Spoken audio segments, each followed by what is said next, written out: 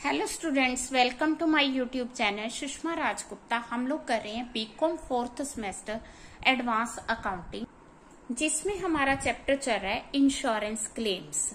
तो insurance claims में आज हम करेंगे एबनॉर्मल लॉसेस वाले क्वेश्चन। चलिए शुरू करते हैं।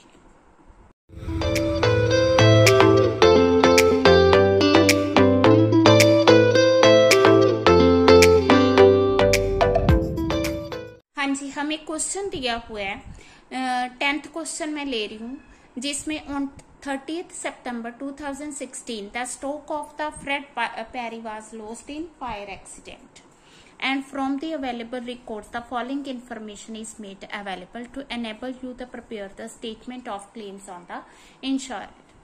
Now the opening stock is given, closing stock is given, purchases हमें दी हुई है, sales given है, sales less returns for the year ended 31st March 16। ठीक है जी। तो purchases less returns up to 30th September हमें दी हुई है। ठीक है, sales up to 30th September दी हुई है। तो ये क्लोजिंग अगले साल का ओपनिंग हो गया। बट इस क्वेश्चन में कहा है कि जब 31st March 2016 को स्टॉक वैल्यूड किया गया तो there was a stock 50% of the value which was originally 6,000 has been written off। मतलब 6,000 का कोई स्टॉक था, उसकी 50% वैल्यू 3,000 को हमने राइट ऑफ किया। ठीक है, अब एबनॉर्मल आइटम्स क्या है? एबनॉर्मल आइटम्स वो आइटम्स हैं जिनपे जो normal rate of gross profit वाला रूल अप्लाई नहीं होता। ये वो आइटम्स है जो उस जीपी पे सेल नहीं होती, इनकी अपनी सेल वैल्यू होती है। तो हमें कुछ सोचने की जरूरत नहीं है, बट इनको ट्रीट अलग करना है। इनकी जो सेल वैल्यू बुक में दी होगी हम उसके अकॉर्डिंग इनकी सेल वैल्यू लेंगे। बाकी जो इसको माइनस करके जो आइटम्स आएंगे उसकी हम नॉर्मल वैल्यू लेंगे।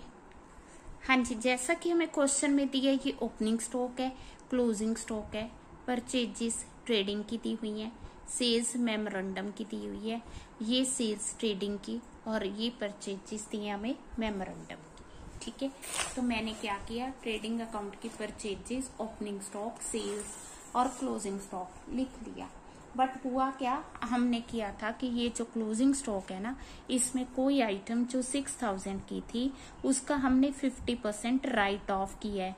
मीन्स 50,000 उसको लेस शो किया है। लेस शो किया है तो हम यहाँ पे एक्चुअल जीपी कैलकुलेट करने के लिए उसको प्लस करेंगे। क्यों प्लस किया? ताकि हमें जीपी जो है ग्रोस प्रॉफिट वो एग्जैक्ट पता चल सके। तो जब हमने इनको प्लस करके इन दोनों को माइनस किया तो डिफरेंस आ गया 78,750। ठीक है जी, तो डिफरेंस आ गया। तो ये जो डिफरेंस आया ये हमारा ग्रोस प्रॉफिट है। अब ग्रोस प्रॉफिट से हम लोग क्या करेंगे, ग्रोस प्रॉफिट रेशो कैलकुलेट करेंगे। ठीक है, gross profit over sales into 100 करके, तो ये रेशो आ गई हमारी 25%। यहाँ तक ओके। ठीक है, अब ये जो क्लोजिंग स्टॉक है ये हमारा क्या होगा, ओपनिंग स्टॉक होगा। ये जो क्लोजिंग स्टॉक है यहाँ का ओपनिंग होगा। अब ये 55,000 है, इसमें एक आइटम है 6,000 की जो कि एबनॉर्मल है। ठीक है, तो बाकी जो 49,000 है वो एज इट इज आ जाएगा। समझ के 55 को हमने दो पार्ट्स में डिवाइड कर दिया, एबनॉर्मल और नॉर्मल में। ठीक है, इस साइड आएगी सेल। सेल हमें क्वेश्चन में दी हुई है। सेल हमें क्वेश्चन में कितनी दी हुई है, दैट इज 1,84,050।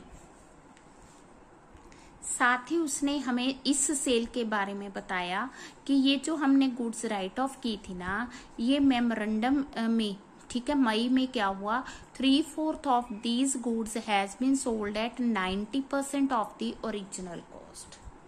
मीन्स जितनी हमारी गुड्स हैं एबनॉर्मल उसका 3/4 आ गया 4,500 वर सोल्ड एट 90%। देखो बाकी गुड्स तो प्रॉफिट पे जा रही हैं, बट ये वो सेल है, ये वो आइटम्स है जो कि लॉसेस पे जा रही हैं। कितनी आ गई इनकी सेल वैल्यू, 4050।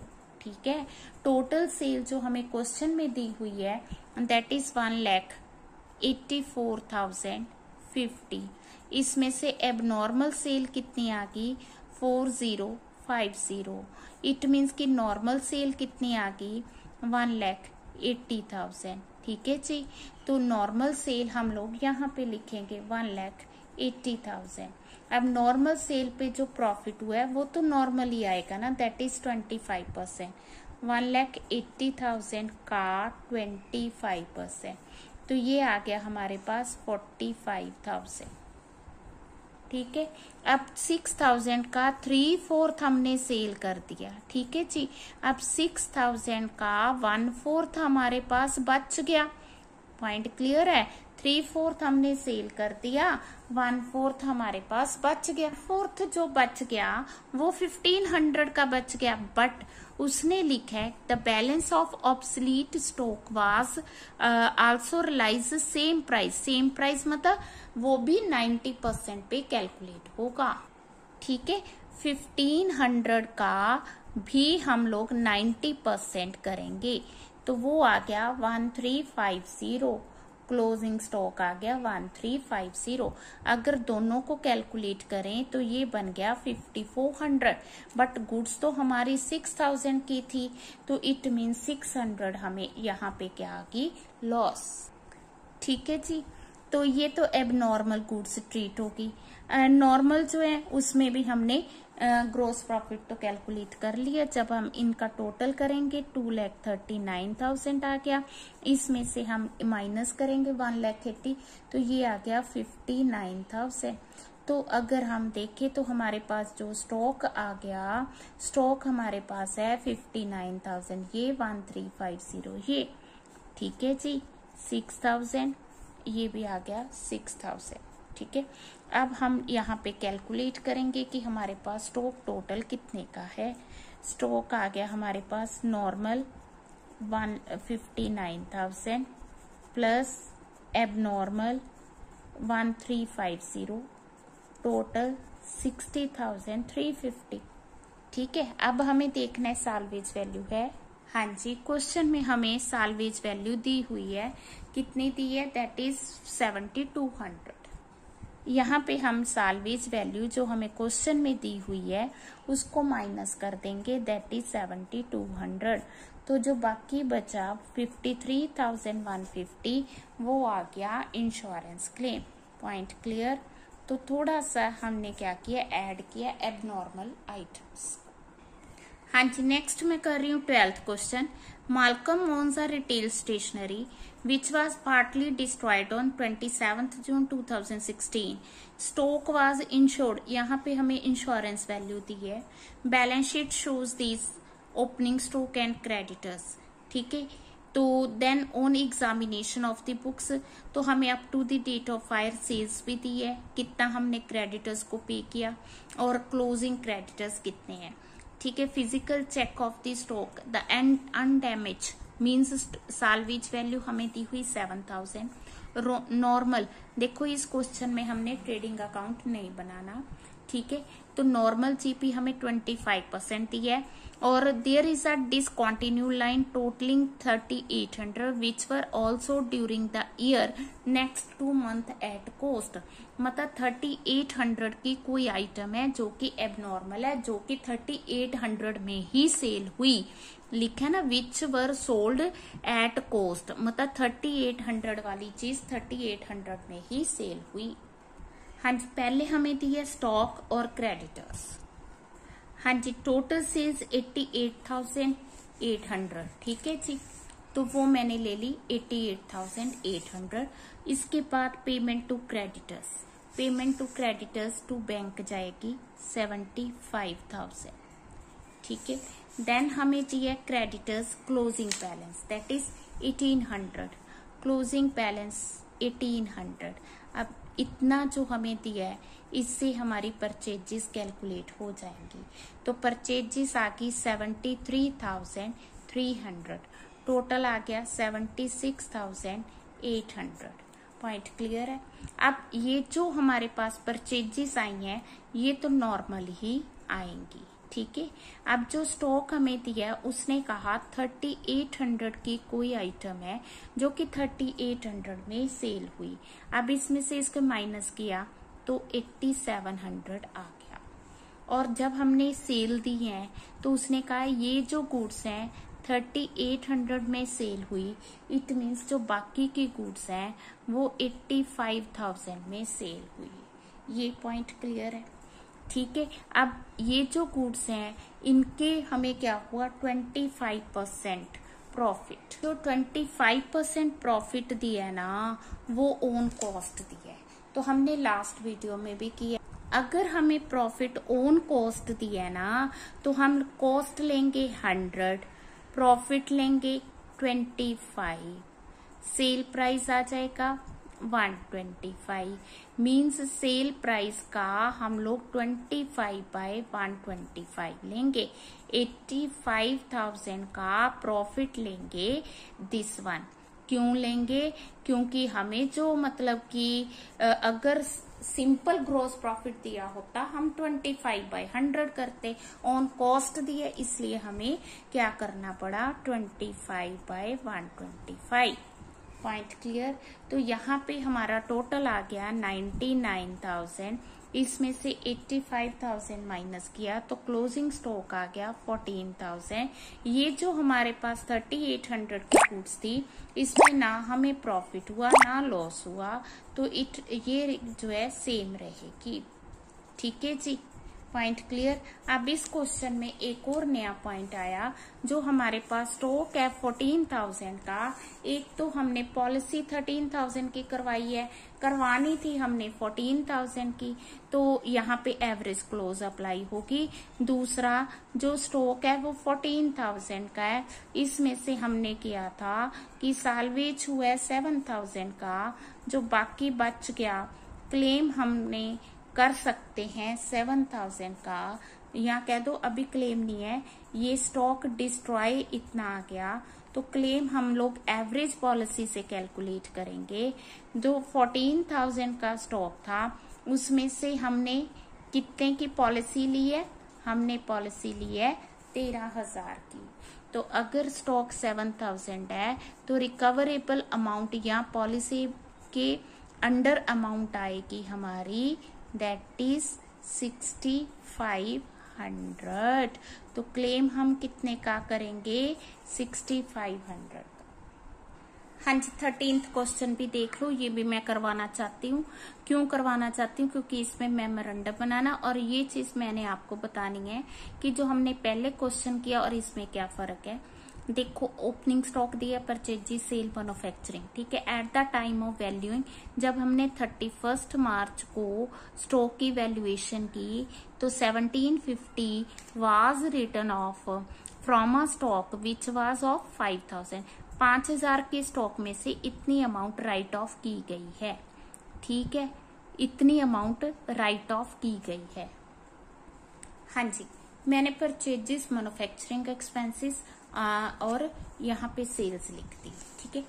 अब पॉइंट है कि जो हमें ओपनिंग स्टॉक दिया है वो तो 12,500 का दिया, सॉरी वो हमें दिया हुआ है 14,250 का, ठीक है। अब ये इस ओपनिंग स्टॉक में कोई गुड्स है, एबनॉर्मल आइटम है जो कि 5,000 की थी, जिसमें से 715 लेस किया हुआ है। 5,000 माइनस 750 और उसकी वैल्यूएशन की गई है 3,250, ठीक है, उसकी वैल्यूएशन 3,250 है। तो इट मीन्स नॉर्मल स्टॉक हमारे पास कितने का बच गया 11,000 का। ये पॉइंट क्लियर है, 11,000 का हमारे पास नॉर्मल स्टॉक आ गया। अब आगे कि वो जो आइटम थी दैट वाज सोल्ड फॉर 4,500, वो आइटम 4,500 की सेल कर दी, तो इसमें से माइनस किया तो 1,20,000, ठीक है। ग्रोस प्रॉफिट हमें दिया है 20% ऑन सेल।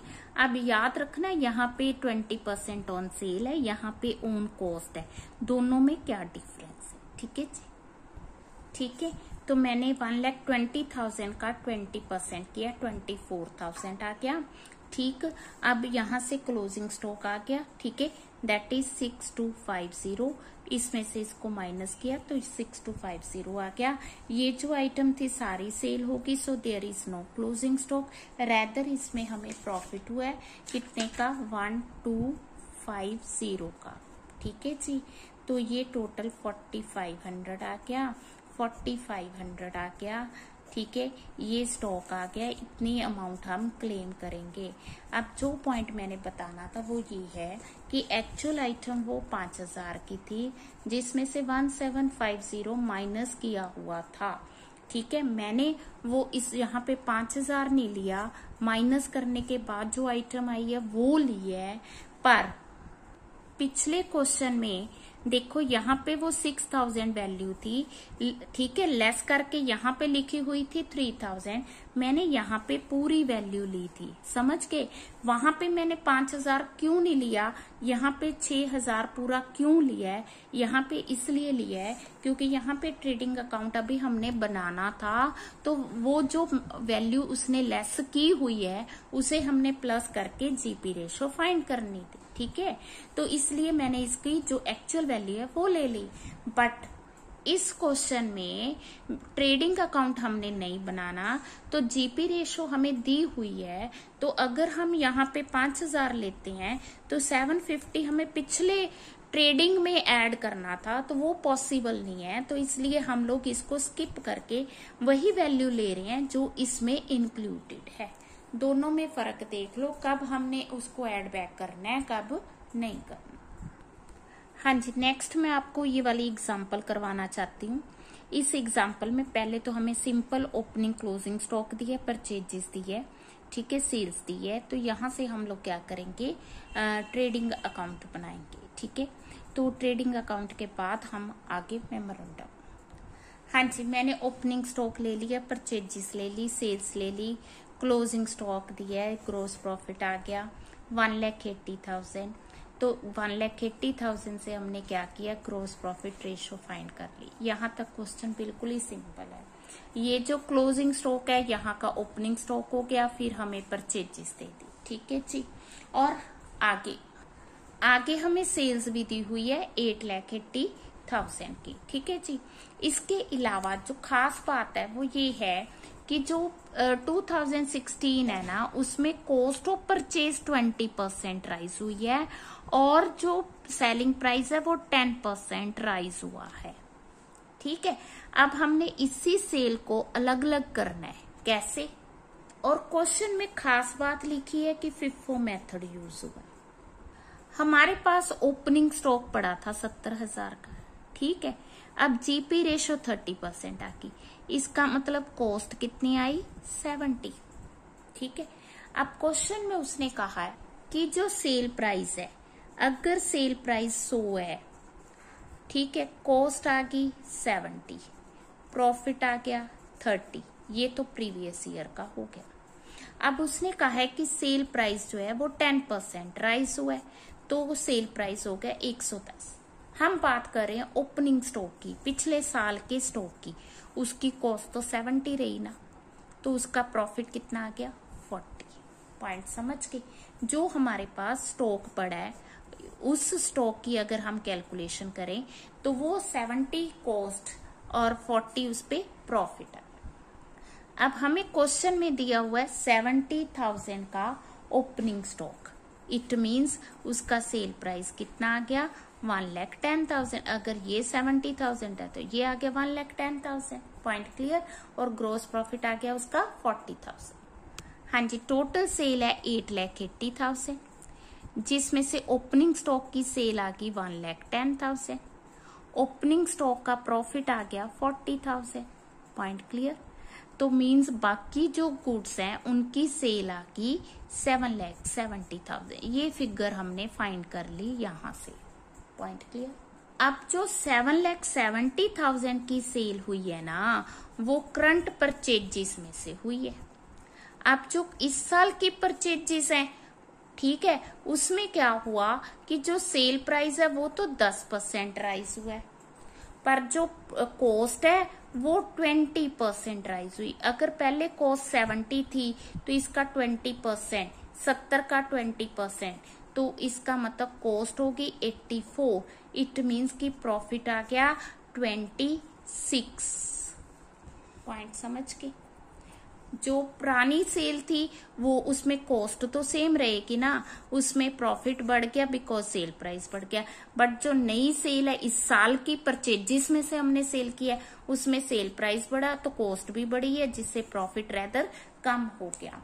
हमें पता है कि ये जो चीजें हैं एबनॉर्मल चीजें हैं, इनका मतलब कि सॉरी इस साल की चीजें हैं, इनका सेल प्राइस कितना है 7,70,000। तो यहां से लेके चलते हैं, अगर सेल प्राइस 110 है तो प्रॉफिट 26 है, अगर सेल प्राइस ये है तो प्रॉफिट कितना होगा। ठीक है, तो ये आ गया 1,82,000। ठीक है, 1,82,000। ग्रोस प्रॉफिट आ गया 1,82,000, 2,22,000। अब इन सबको प्लस किया, इसको माइनस किया तो हमारे पास स्टॉक आ गया 12,000। तो ये चीज मैंने आपको समझानी थी, जिसके लिए स्पेशल ये एग्जाम्पल करवाई। अब क्वेश्चन में हमें साल्वेज वैल्यू दी हुई है, तो क्लोजिंग स्टॉक है 12,000, साल्वेज वैल्यू 5,000, तो 7,000 हम लोग क्या करेंगे, क्लेम करेंगे। हाँ जी, नेक्स्ट वीडियो में अब हम करेंगे कंसिक्वेंशियल लॉस, क्योंकि कल एबनॉर्मल लॉसेस वाले क्वेश्चन स्किप हो गए थे। ठीक है, तो वीडियो अच्छी लगी वीडियो को लाइक करें, चैनल को अभी तक नहीं सब्सक्राइब किया तो जरूर सब्सक्राइब करें और ज्यादा से ज्यादा वीडियोस शेयर करें। थैंक यू, हमेशा खुश रहें।